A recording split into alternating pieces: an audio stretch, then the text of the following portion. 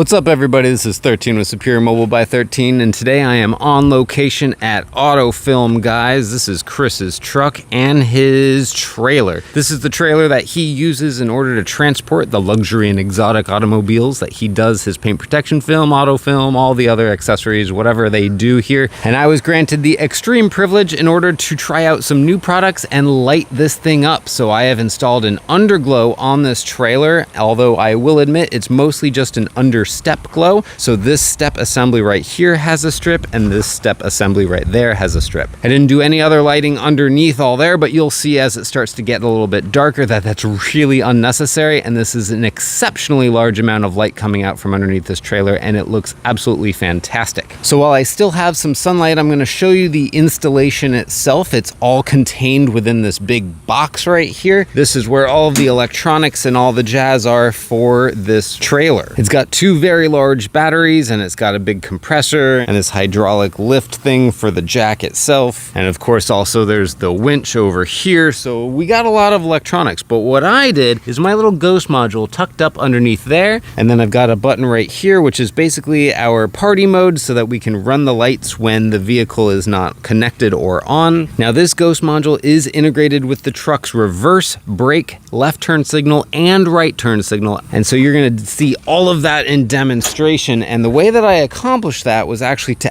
add an additional 4-pin connector. So the problem with getting all of my wiring from the 7-pin round is because the left and right turn signal are dual function circuits that also do the brake. So every time you hit the brake on the truck, if I was to use those signals, then basically I would get a left and right turn signal simultaneously. So I could use the reverse from there, and I could use the parking light circuit from there. However, I had to add this 4-pin, which I used a standard 4-flat, so it's nice and universal. And this receptacle that I put here, which is a nice little thing that I just got off Amazon, that is wired to discrete turn signals and brake circuits. So I'm actually only using 3 of the 4 plugs here. And for the record, if this 4-flat accidentally gets plugged into that 4-flat, nothing's gonna short out or burn up or get destroyed or anything. It's just gonna not behave like it's supposed to. So that just plugs in right there, and it's just wrapped in this loom and wrapped in Tessa tape, the exterior kind, so it's nice and rugged and sturdy. For the record, I also replaced this plug because the original plug that was on this trailer did not have reverse, because there are no reverse lights on this trailer, but we wanted a reverse circuit in order to integrate with the Ghost so that we would have those lights that would do the fancy things on reverse. Okay, so that's the nuts and bolts of the installation. Let's get this party started with some animations, shall we? First things first, let me just turn on the truck, and that's going to activate the parking light circuits, which is going to give us our startup and shutdown animations.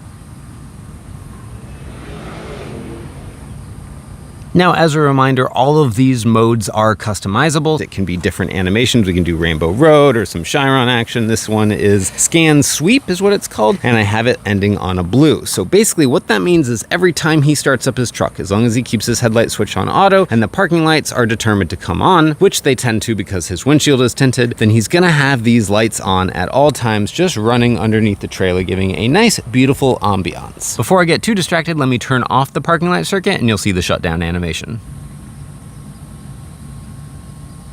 Now everybody knows how much I love turn signals, and this is probably one of the most dramatic turn signals I've ever done. As you can see, we've got a significant portion of blinkies, you know? It's a long, long strip. I used about a 5-meter roll per side, so 2 5-meter roll total. Now here we are coming up on the other side with the turn signal going, and as you can see, that little bulb right there, that was literally the only turn signal on the entire trailer. So I think this has a significantly more dramatic effect. And again, this little light right here, this is a dual purpose. So that is both the turn signal and the brake light. So actually what I'll do now is I'll set down the camera and I'll go hit the brake so you can see what that looks like.